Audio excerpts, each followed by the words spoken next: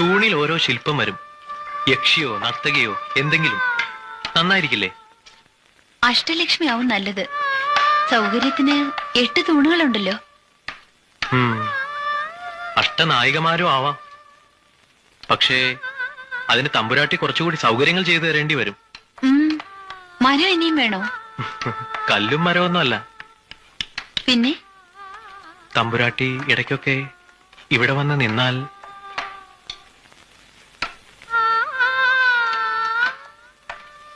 ഞാൻ എഴുതിയ ചിത്രങ്ങളിൽ ഒരു മഹാലക്ഷ്മിയുണ്ട്.